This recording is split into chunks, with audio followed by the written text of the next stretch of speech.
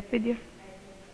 Good morning. Shri કન્યા primary વિદ્યાલય, ધોરણ 8, વિષય ગણિત. હવે એમાં જોઈએ ચેપ્ટર નંબર 16, સંખ્યાઓ સાથેની રમત. જોઈએ સ્વાધ્યાય 16.2.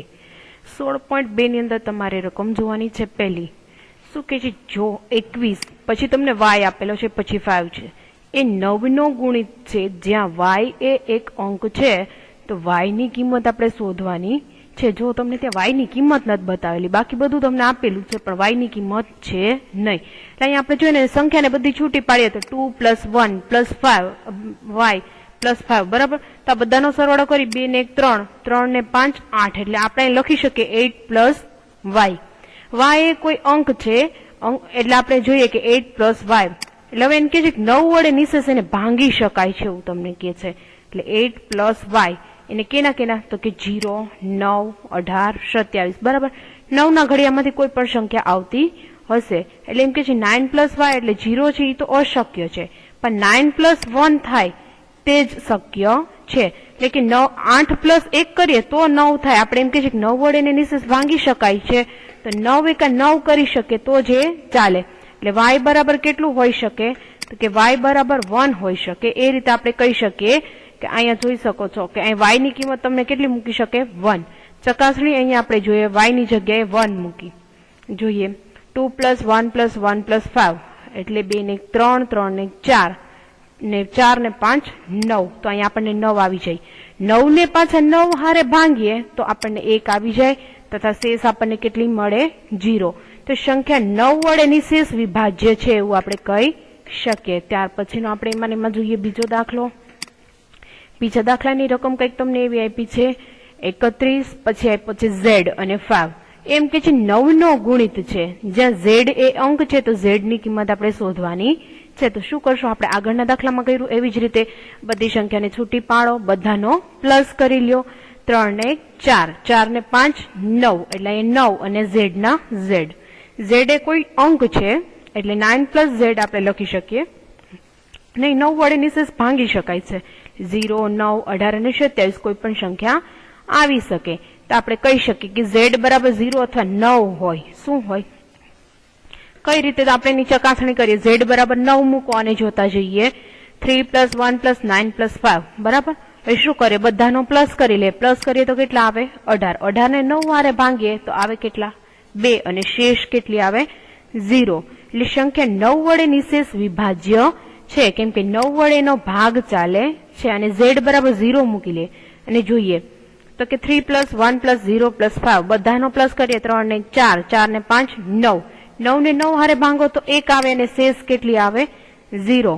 તો આપણે એમ કહી શકીએ કે સંખ્યા 9 વડે નિશેષ વિભાજ્ય છે, બંને વડે વિભાજ્ય છે, એવું આપણે બોલી શકીએ. આપણે ત્યાર પછીનો જોઈએ ત્રીજો દાખલો. હવે ત્રીજા દાખલામાં આપણે જોઈ લઈએ. જો 24x એ 3 નો ગુણિત છે, જ્યાં x એ એક સંખ્યા છે, x ની કિંમત શોધો. તમને છેલ્લા પ્રશ્નમાં 2 ઉકેલ મળશે. એ શા માટે મળશે એનો આપણે જવાબ આપશું. 24x એમ કે 3 નો ગુણિત છે, એટલે આપણે એમ કહી શકીએ કે 6x ની કિંમત 0, 3, 6, 9, 12, 15, 18 બરાબર. 3 નો ઘડિયો તમારે લેવાનો થાય, પૈકીની કોઈ પણ હોય, પરંતુ x એ એક અંક છે તો શક્ય બને તો આપણે 6 + x બરાબર 9 હોય એવું આપણે જોઈએ. તો કઈ રીતે શક્ય બને, અથવા 12 હોય અથવા તો 15 હોય. એટલે x બરાબર કાં 0 લઈ શકીએ, કાં 3, કાં 6, કાં 9 તમે લઈ શકો. 4 પૈકી કોઈ પણ આપણે ઉપયોગ કરી શકીએ 3 નો ગુણિતમાં. એટલે પેલા જોઈએ 24 ના અંકનો સરવાળો જોઈએ. 24 + x કરીએ બરાબર. એટલે 4 ને 2 6, 6 + x કહી શકીએ.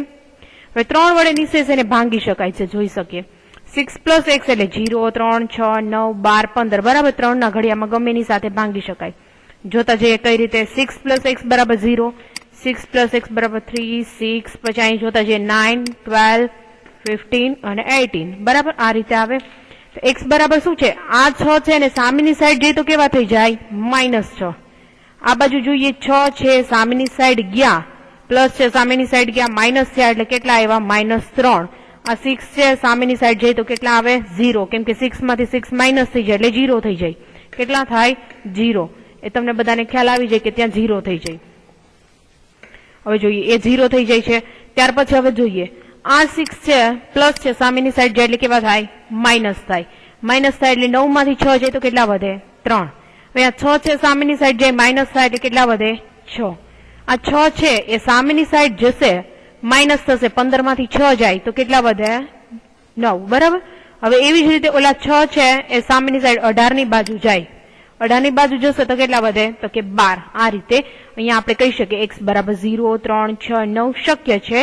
x એ ઋણ નથી તથા x છે એ કોઈ અંક છે બરાબર એ ઋણ નથી એટલે x ની કિંમત 0 3 6 કે 9 હોઈ શકે.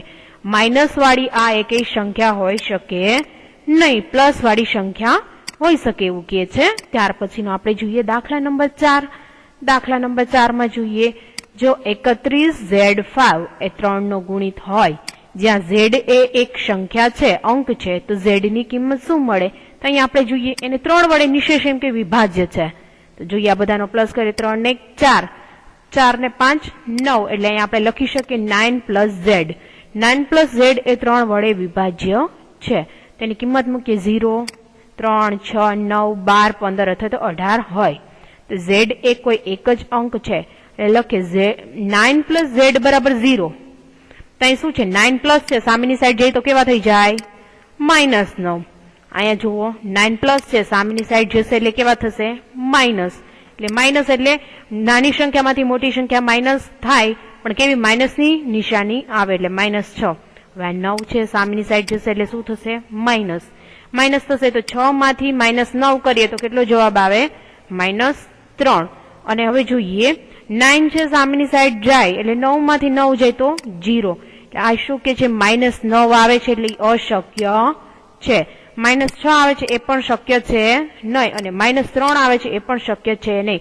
પણ જયારે 0 આવે છે એટલે આ શક્ય છે એવું કહી શકાય.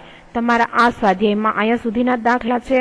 હવે અહીંયા તમારું છે આખું ચેપ્ટર કમ્પ્લીટ થઈ જાય છે. બધું તમારે વ્યવસ્થિત તમારી પાકી બુકમાં લખવાનું રહેશે. Thank you.